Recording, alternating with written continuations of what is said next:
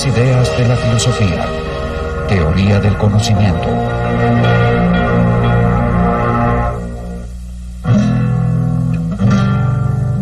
Detente por un momento y piensa en algo que para ti sea cierto, un hecho indiscutible.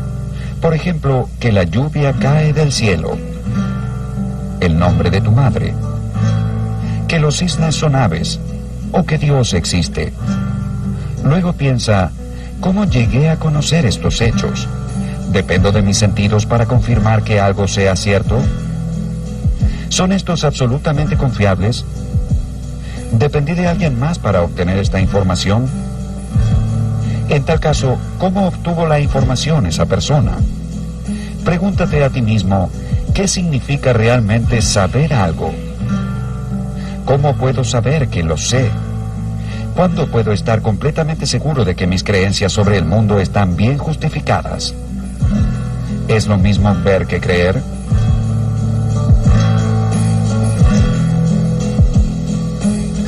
There's a vase on a table. Supongamos que sobre la mesa hay una vasija.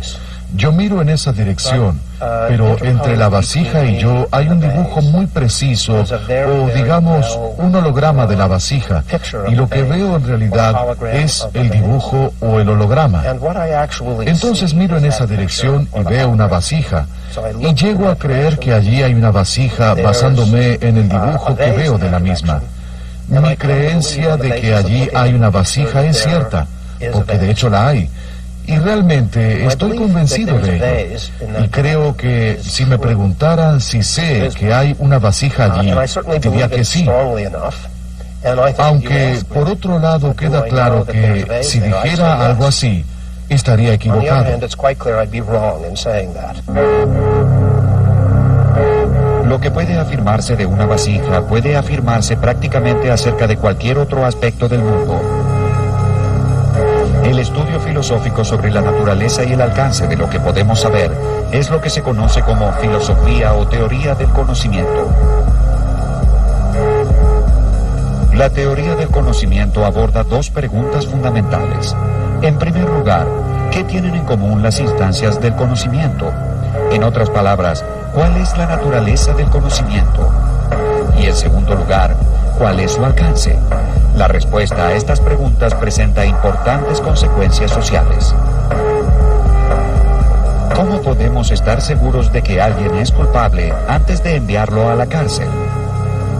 ¿Los científicos amplían las fronteras del conocimiento o las van creando a medida que avanzan? Dependemos del conocimiento para tejer la trama de nuestra vida diaria, pero ¿en qué medida podemos confiar en aquello que denominamos conocimiento?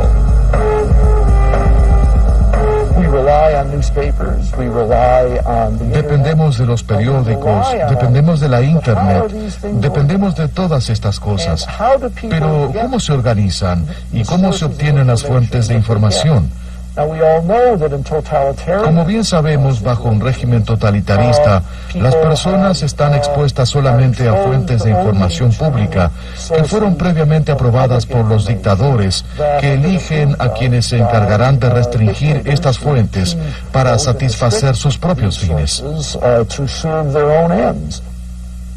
La primera pregunta con la que debe enfrentarse la teoría del conocimiento es ¿qué queremos decir cuando afirmamos que sabemos algo? No creo que sea muy extraño decir que el perro distingue o conoce la voz del amo. Solemos decirlo. Creo que podríamos decir que la puerta automática de una tienda sabe que alguien se acerca y por eso se abre. Creo que hasta podríamos decir que un animal puede saber cuándo ha habido otro animal en el lugar por el sentido del olfato. Por otro lado, podríamos decir que Newton conocía la ley de gravedad. Y una de las preguntas que surge es, ¿existe algún concepto común del conocimiento que abarque todos estos casos?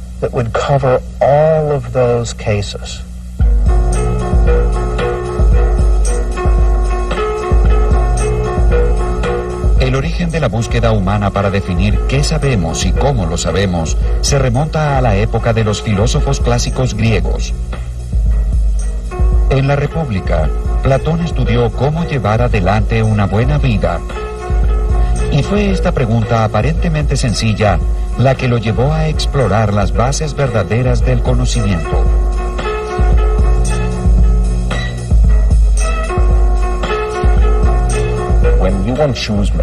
Cuando uno quiere un par de zapatos, va a un zapatero. Cuando uno quiere estar sano, consulta a un médico. Cuando uno quiere saber cómo es posible llevar una buena vida, hay que acudir a un filósofo. ¿Y cómo se funda una ciudad de esa manera? Lo primero que hay que hacer es educar a los niños con ideas, principios y valores correctos, con lo cual es necesario un sistema educativo. Asimismo, se necesita una filosofía de la educación, pero la filosofía de la educación implica una organización social, y a su vez, para que haya una organización social más una filosofía de la educación, es necesario saber qué aprenderán los niños, y para ello es necesaria la teoría del conocimiento.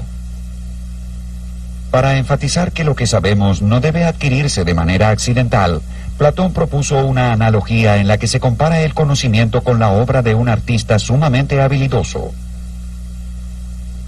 Dédalo era un escultor que podía hacer estatuas semimágicas que se escapaban cuando uno se acercaba a ellas. Y Platón se pregunta lo siguiente: ¿por qué valoramos tanto al conocimiento? ¿Qué es lo que hace que el conocimiento sea tan valorado, incluso mucho más que la opinión o las creencias? ¿Por qué? Y aquí es donde surge la analogía. El conocimiento es una creencia verdadera afianzada. Deseamos que las estatuas no se escapen, que nuestras creencias no se escapen.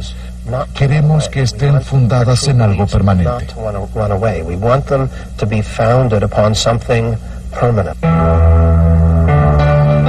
La República también contiene la famosa alegoría de la línea de Platón. Allí sostuvo que el conocimiento puede representarse por un segmento vertical dividido en dos partes desiguales, cada una de las cuales está a su vez compuesta por otras dos de tamaño también desigual. La parte inferior del segmento vertical corresponde a los conocimientos que la mente recibe por la sensación, es decir, opiniones o creencias. El ámbito de los sentidos se divide nuevamente en la percepción de los objetos visibles de este mundo por un lado y la imagen y el reflejo de dichos objetos por el otro. Como meras copias de lo que existe, las imágenes y las percepciones conforman el nivel más bajo del conocimiento. La parte superior del segmento vertical representa el mundo inteligible, el mundo de lo que Platón denominaba las ideas o las formas, la verdadera esencia de la realidad. A este mundo no se puede acceder a través de los sentidos, sino solamente por medio de la razón. Aquí se presenta otra división del conocimiento, entre el conocimiento provisorio o incompleto por un lado y el conocimiento completo de las formas por el otro. El episteme, conocimiento verdadero, solo puede producirse en el nivel más alto, donde lo verdadero y lo real son una misma cosa. Entonces, en ese sentido, este mundo es falso, no es un mundo auténtico o genuino. De hecho, mucho de lo que ahora vemos bajo el concepto de verdad versus mentira es lo que Platón tratará bajo las nociones de auténtico versus falso. Y esta es una importante diferencia tanto en el campo de la metafísica como en el de la filosofía del lenguaje y la teoría del conocimiento. En su alegoría de la caverna, Platón ofreció una de las explicaciones más convincentes sobre la relación entre la verdad y la autenticidad. Dijo: imaginemos una caverna en la que hay un grupo de personas atadas de manera tal que no pueden ver qué hay a sus espaldas, es decir, que solo pueden ver la pared del fondo de la caverna. Detrás de ellos hay un muro que los separa de otras personas que están de pie, sosteniendo marionetas por encima del muro. Detrás de estos titiriteros hay un fuego encendido cuya luz se proyecta en la pared del fondo de la caverna. Los prisioneros ven la sombra de los títeres y como es lo único que conocen, piensan que esas sombras son las cosas reales, la esencia del mundo. De hecho, no solo las sombras que ven no son reales, sino que éstas pertenecen a marionetas que tampoco lo son. presente argumento indica que en el alma de cada uno hay el poder de aprender y el órgano para ello, y que así como el ojo no puede volverse hacia la luz y dejar las tinieblas si no gira todo el cuerpo, del mismo modo hay que volverse desde lo que deviene con toda el alma, hasta que ella llegue a ser capaz de soportar la contemplación de lo que es, y lo más luminoso de lo que es lo que llamamos el bien.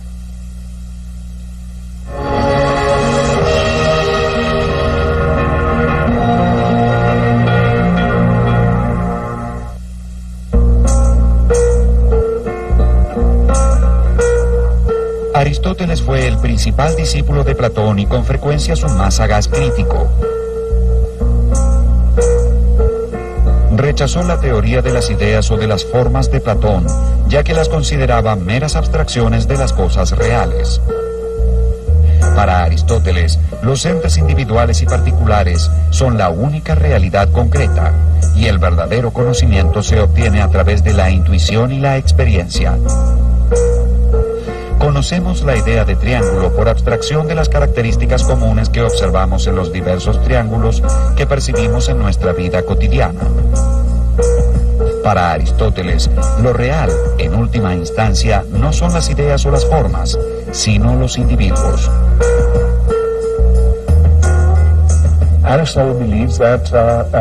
Aristóteles creía que por lo general los seres humanos estaban dotados de la capacidad para comprender el mundo a su alrededor en mayor o menor medida. Algunos, por supuesto, lo hacían mejor que otros, pero mientras que Platón clasificaba a las personas según sus capacidades, Aristóteles consideraba que ello era solamente una cuestión de niveles, más que del tipo de persona que uno es. El conocimiento actual se identifica con su objeto. El conocimiento potencial o posible es anterior temporalmente en el individuo, pero en general no es primero en el tiempo.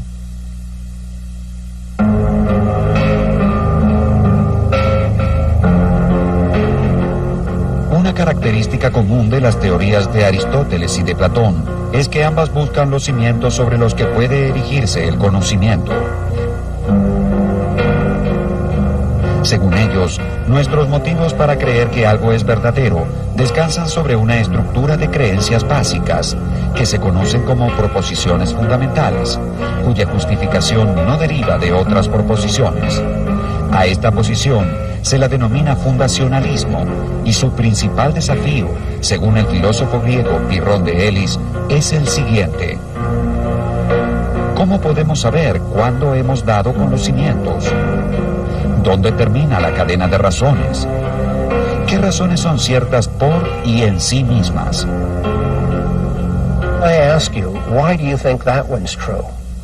Yo te pregunto, ¿por qué piensas que esa proposición es verdadera? Y tú me dices, bueno, no tengo ninguna razón para justificar esa proposición.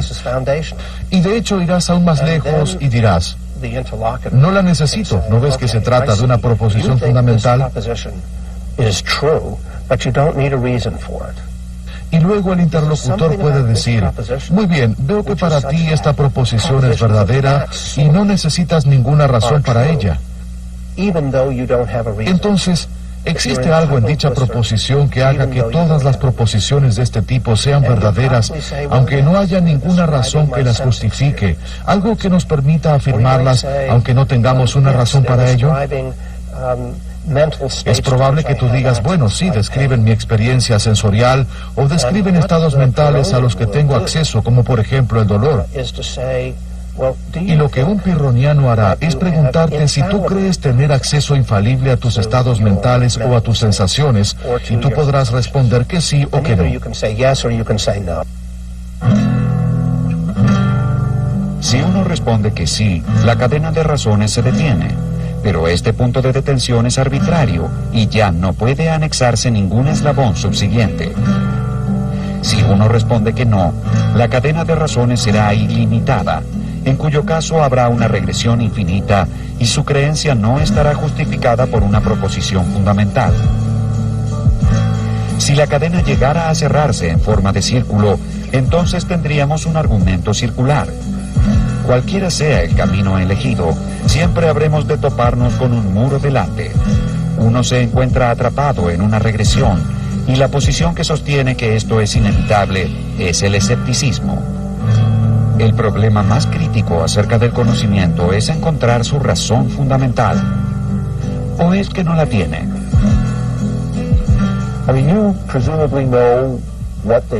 Se supone que cada uno sabe la fecha en que nació. Seguramente tú confías en la veracidad de tu fecha de nacimiento. Bien, ¿qué justifica dicha creencia? Es posible que de muy pequeño, cuando comenzaste a ir a la escuela, tal vez, tus padres te hayan dicho cuándo has nacido. Pero, ¿confías en tus padres? Ahora bien, si yo tuviera dudas acerca de mis padres, que desde ya no las tengo, pero si las tuviera, podría verificar el periódico de ese día de la ciudad en la que nací o mi partida de nacimiento y ver qué dicen, ver si coinciden con lo que me dijeron. Pero el punto es que aún verificando la partida de nacimiento, uno sigue confiando en otras personas, porque dicha partida fue confeccionada por otras personas, al igual que el periódico.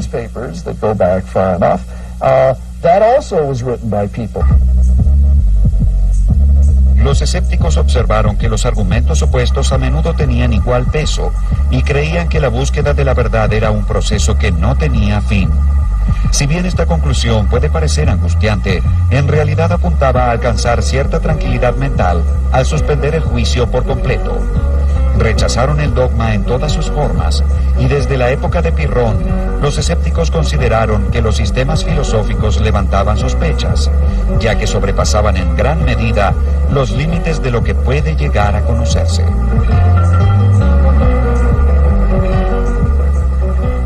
El principio fundamental del escepticismo es contraponer a toda proposición otra proposición de igual validez, ya que como consecuencia de ello abandonaremos todo dogma.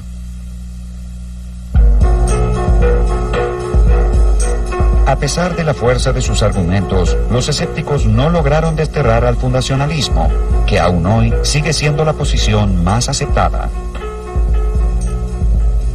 El fundacionalismo puede adoptar distintas formas, como el empirismo, posición que sostiene que el conocimiento se adquiere a través de los sentidos, o el racionalismo, según el cual algunos tipos de conocimiento son innatos. El filósofo francés René Descartes, fundador de la escuela racionalista, afirmaba que hay ciertas ideas fundamentales que residen en el alma desde el nacimiento, tal como los principios fundamentales de la matemática. Para Descartes, el mundo comienza con uno mismo. Todo lo demás está sujeto a la duda. En la filosofía de Descartes, el ser marcará el comienzo de una reconstrucción total del mundo. Desde ya sabemos que se orientará hacia una visión mecanicista del mundo. Descartes creía que todo podía explicarse en términos del tamaño, la forma y el movimiento, y en términos del alma, que es el propio ser, el punto de partida de la reconstrucción. Por supuesto, desde el punto de vista filosófico, esto representó una revolución muy importante, y Descartes tuvo muchos seguidores.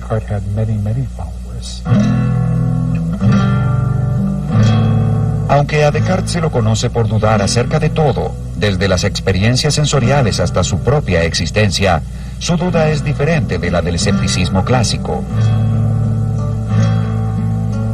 Según Descartes, algo que se conoce por la luz natural de la razón no puede ser falso. Lo que lleva al error no es la falta de razón, sino la falta de método. Si la matemática ha hecho grandes progresos, si la lógica es inatacable, si la física ha puesto en evidencia los misterios del universo, entonces hay que pensar que la razón humana es apta para conocer el mundo a nuestro alrededor. Los escépticos estaban equivocados. Con un buen método y tiempo suficiente, no habrá secretos para la razón humana. Pero de estas ideas, unas son innatas, otras adventicias y otras hechas por mí. Puesto que la facultad de aprehender qué son las cosas, qué es la verdad ¿Y qué es el pensamiento?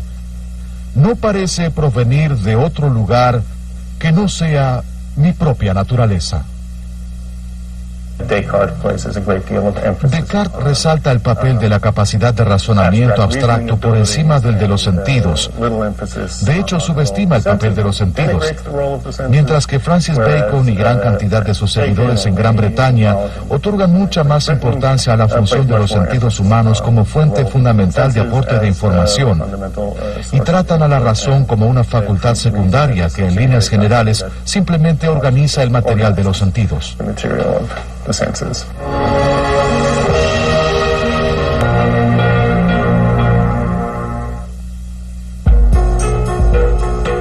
Francis Bacon fue uno de los primeros defensores del empirismo y consideró a los sentidos como los verdaderos cimientos sobre los que habría de erigirse el conocimiento. Los tres empiristas más notables fueron ingleses: John Locke, George Berkeley y David Hume.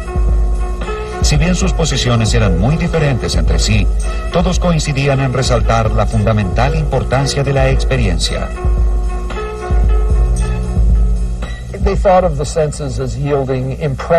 Consideraban que los sentidos producían impresiones o ideas en la mente, lo que nosotros conoceríamos como imágenes visuales. Es decir, que algo se vea de un cierto color y con una cierta forma. Y sostenían que estos datos sensoriales eran estados mentales u objetos que se presentan a la mente y están dentro de ella.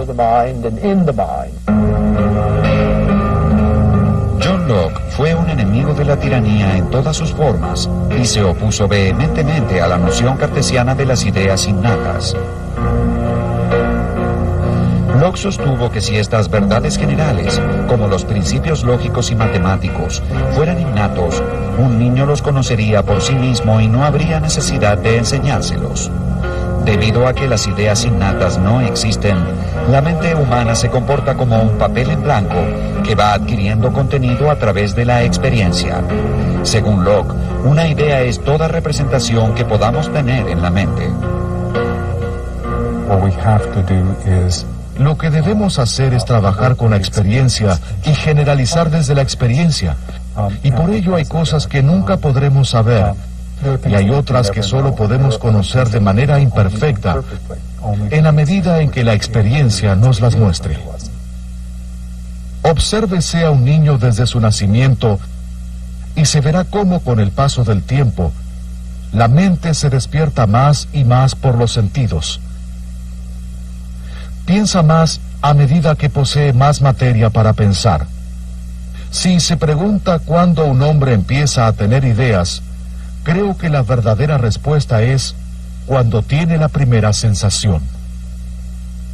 El clérigo irlandés George Berkeley fue el siguiente gran empirista inglés. Al igual que Locke y Hume, Berkeley depositó su confianza en la experiencia sensorial.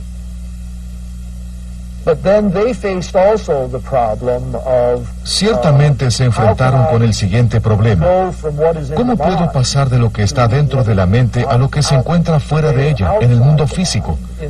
Y advirtieron que había un problema. Berkeley en particular vio que había un problema y tomó una posición muy radical. Para él era imposible hacer una inferencia a partir de las ideas dentro de la mente y llegar a algo totalmente diferente a las ideas. Y lo que dijo en realidad es que todo lo que las personas llaman el mundo físico exterior, todo lo externo a la mente, en realidad reside dentro de la mente. Es decir, que las sillas, las mesas y todo lo que pensamos como algo físico en realidad existen dentro de nuestra mente.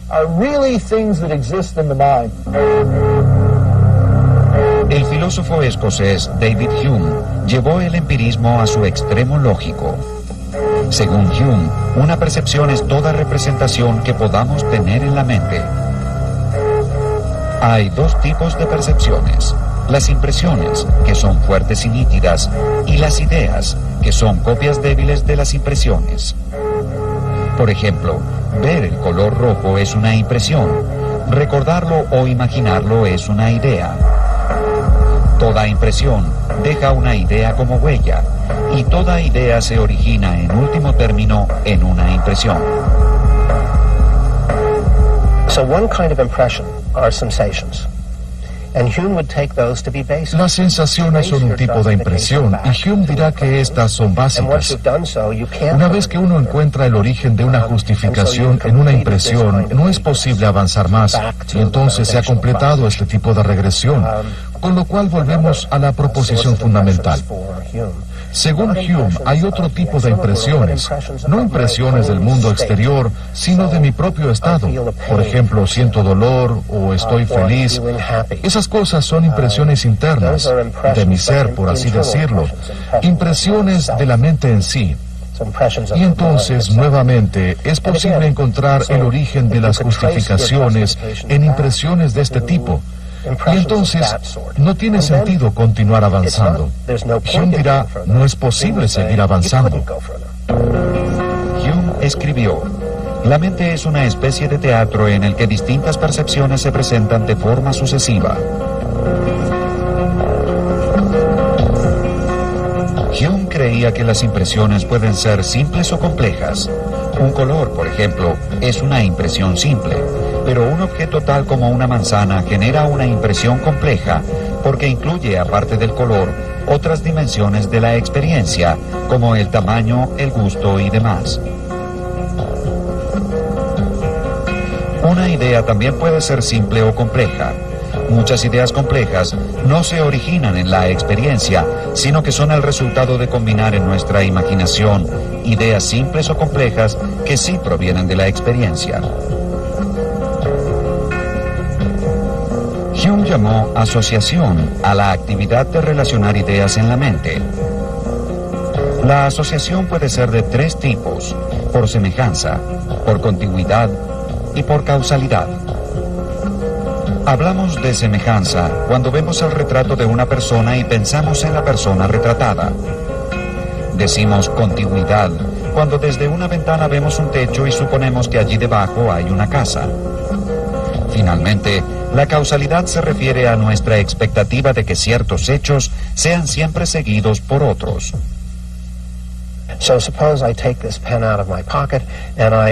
Supongamos que saco esta lapicera de mi bolsillo, abro la mano y la lapicera se cae, y repito esta secuencia una y otra vez. Seguramente pensaré que en este mundo abrir la mano es causa suficiente para que la lapicera se caiga. Y por lo tanto habré de creer no solo que la lapicera cayó en el pasado, sino que lo hará también en el futuro. Un seguidor de Hume preguntaría, ¿es posible que la lapicera no se caiga? ¿Pueden imaginar que la lapicera no se caiga? Yo diría que sí, que puedo imaginar que no se caiga, con lo cual, que la lapicera caiga no es algo a priori. Usted efectivamente prevé que la lapicera va a caerse, pero Hume diría, ¿existe alguna razón para creer que si abro mi mano la lapicera caerá? Para Hume, la noción de causalidad se reduce a la impresión de anticipación que surge de haber experimentado repetidas veces un hecho que siempre es seguido de otro. Si bien podemos relacionar mentalmente hechos cotidianos, como por ejemplo que los relámpagos preceden a los truenos o que los virus producen enfermedades, no es posible probar la conexión necesaria entre la causa y el efecto.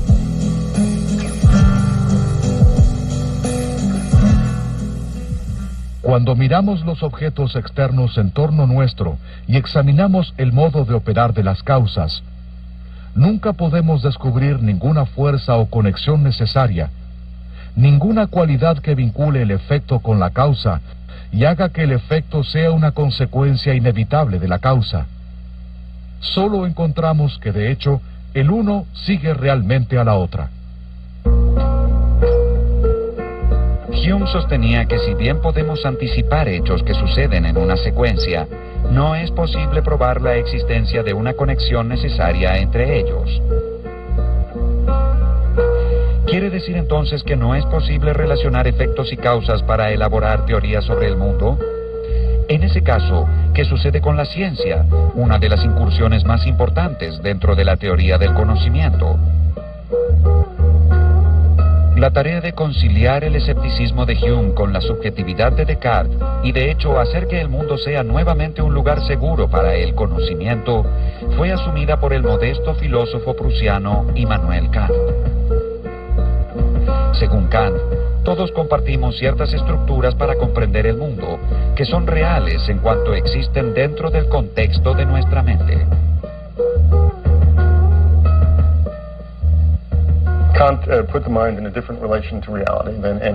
Kant estableció una relación diferente entre la mente y la realidad. Los filósofos que lo precedieron consideraron a la mente como un observador pasivo de la realidad y buscaron la manera de asegurarse de que se trataba de un buen observador pasivo. Kant se enorgullecía de lo que él denominó la revolución copernicana en filosofía.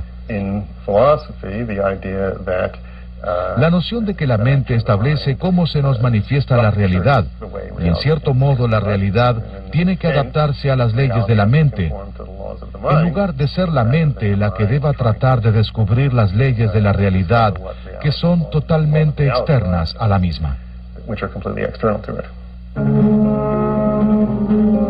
A diferencia de Hume, para Kant el conocimiento científico de la naturaleza es universal y necesario, no simplemente probable. Pero se trata de una universalidad y una necesidad dentro del mundo de los fenómenos. No importa si existe o no en el mundo en sí, ya que no podemos conocer más allá de lo que está en nuestra mente. Sucede que para cierto tipo de conocimiento, la razón humana se ve asediada por preguntas que no puede rechazar, pues provienen de la naturaleza misma de la razón, pero que tampoco puede responder, ya que superan toda la capacidad de la razón humana.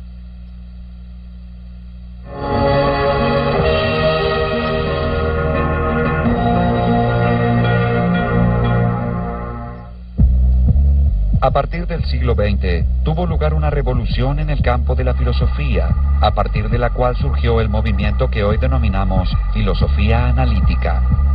El filósofo inglés Bertrand Russell fue quien lideró dicha revolución. Russell sostuvo que conocimiento es un término bastante general y vago, ya que debe incluir el conocimiento animal además del humano, y dentro del humano, tanto el cotidiano como el científico. El colega de Russell, George Edward Moore, ofreció una visión más realista acerca del conocimiento. Según Moore, el ser es independiente del conocimiento que tengamos del mismo. La conciencia no hace sino reflejar lo real. El escepticismo cartesiano sobre el mundo exterior sencillamente no puede justificarse, con lo cual las pruebas elementales que para Descartes resultaron de extremada dificultad, como por ejemplo probar que tengo dos manos, para Moore eran la simplicidad en sí misma.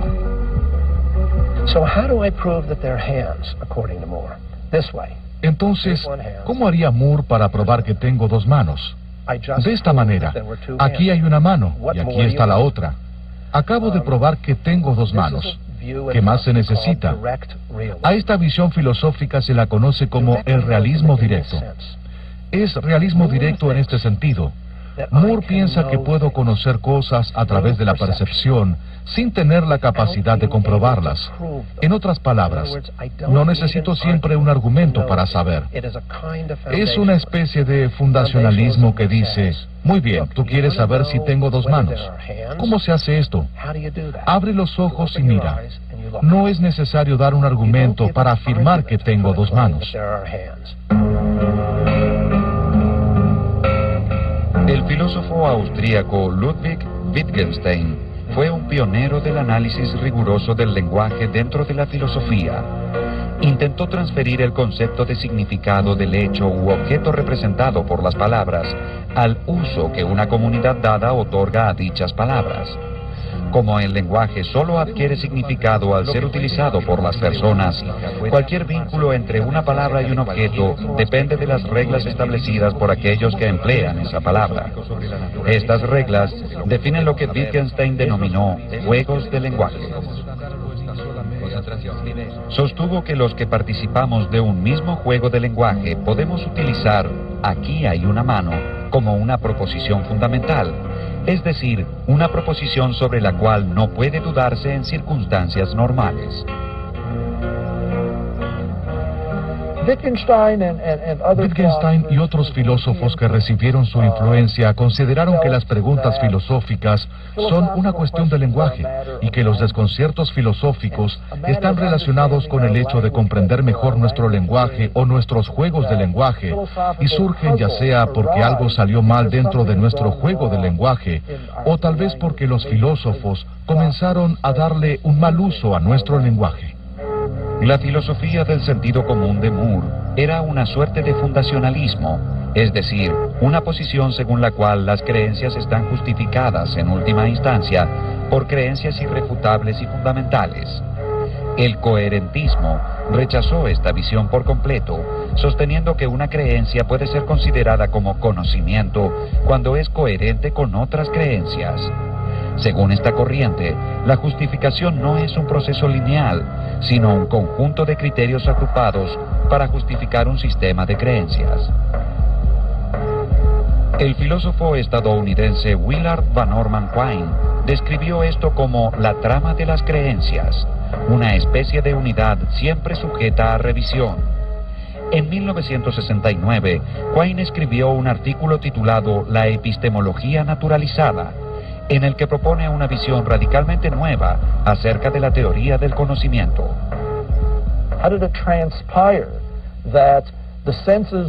¿Cómo fue que los sentidos se vieron atacados por ondas de luz y de sonido y en última instancia estas mismas personas que fueron atacadas por la luz y el sonido formularon diversas afirmaciones con las que elaboraron teorías científicas?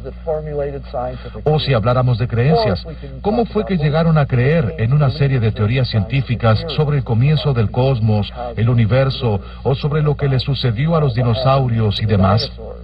¿Cómo sucedió todo esto? Bien, esa es básicamente una pregunta acerca de cómo funciona la mente, cómo se forman las creencias y las teorías. Con lo cual es una pregunta que compete a la psicología. Y Quine afirmó muy radicalmente que la teoría del conocimiento entonces debía ser parte de la psicología.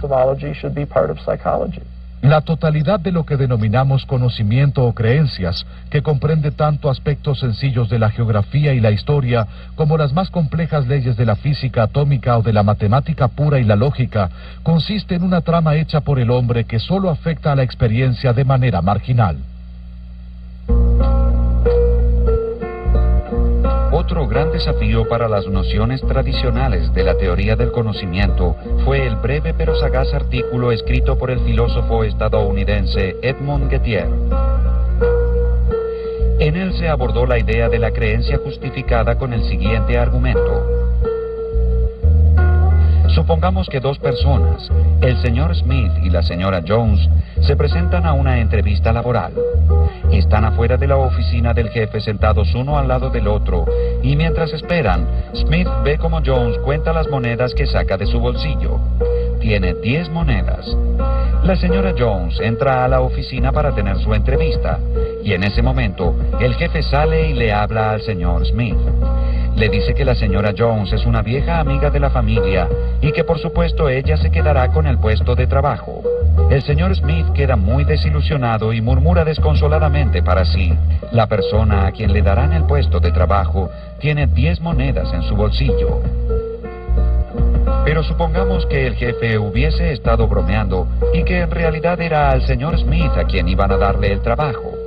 Y supongamos que, sin Smith saberlo, él también tuviera 10 monedas en su bolsillo. Si bien es evidente que la afirmación de Smith, la persona a quien le darán el puesto de trabajo tiene 10 monedas en su bolsillo, es cierta, queda claro también que Smith no sabe que es cierta. Entonces, el señor Smith tenía una creencia justificada y verdadera, pero no conocimiento.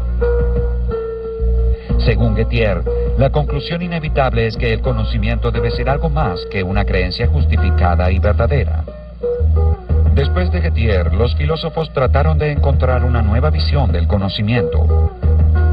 Tradicionalmente, se había adoptado la visión internalista de que lo necesario para proveer una justificación se encontraba disponible para la conciencia. Si bien Descartes y Locke diferían en diversos aspectos, ambos eran internalistas, en tanto que para ellos la justificación se relacionaba con estados internos de conocimiento consciente. El externalismo, en cambio, se relacionaba con los factores externos de una persona. Una de las teorías externalistas que surgieron después de Gettier fue la teoría causal del conocimiento.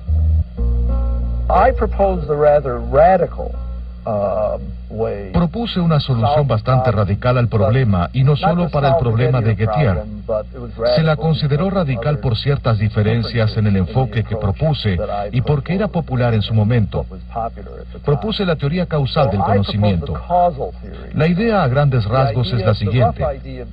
Si la creencia en tu mente está causalmente conectada de un modo correcto con los hechos que hacen que dicha creencia sea verdadera, entonces puede decirse que tienes conocimiento sobre ello.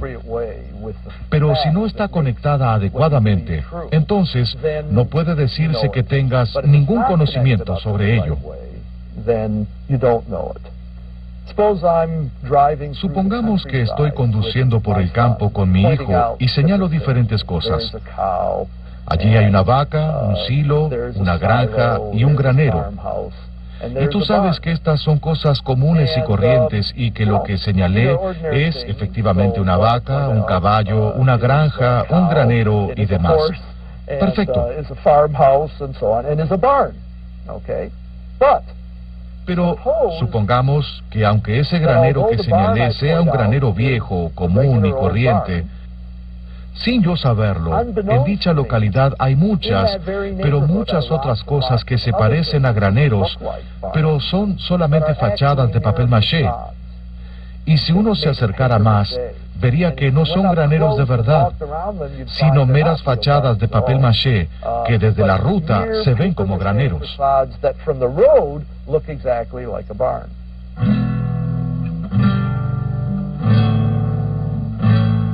Si lo que vio era en verdad un granero común y corriente, entonces al decir allí hay un granero, estaba diciendo la verdad. Y al no saber que en este distrito sucedía algo peculiar, su creencia estaba justificada. No obstante, en este distrito no es suficiente mirar por la ventana para saber que hay un granero. En estas circunstancias tan especiales, mirar por la ventana es una manera poco confiable para elaborar una creencia sobre los graneros que se ubican en el campo. El fiabilismo sostiene que el conocimiento es una creencia verdadera que está justificada por las circunstancias. Por ejemplo, el señor Smith no sabía que la persona que tenía 10 monedas en su bolsillo obtendría el trabajo, porque su conclusión de relacionar las monedas con el trabajo no era fiable en esas circunstancias. El fiabilismo es una forma de externalismo. Es la forma más importante de externalismo, que sostiene que la fiabilidad de un proceso o método puede contribuir a su justificación, confiriéndole autoridad aunque no se sepa que es fiable, mientras que otras personas dirán que si uno no sabe que es fiable, entonces no puede ser relevante. Tal vez no exista otra área dentro de la filosofía que haya logrado inspirar tanta imaginación creativa como la búsqueda de una explicación para el conocimiento. De alguna manera, este proyecto hace surgir el narrador en cada uno de los filósofos, que habrán de contar historias tan variadas como la sublime alegoría de la caverna o el sereno cuadro de graneros en el campo. Y sin embargo, la teoría del conocimiento también debe enfrentarse con el poderoso legado del escepticismo. Con todas las historias relatadas y las teorías propuestas, debemos preguntarnos, ¿qué sabemos ahora sobre el conocimiento que no se supiera ya en los tiempos de la Grecia antigua? Como escribió Sófocles, ¿cuán terrible puede ser el conocimiento de la verdad cuando la misma es inevitable?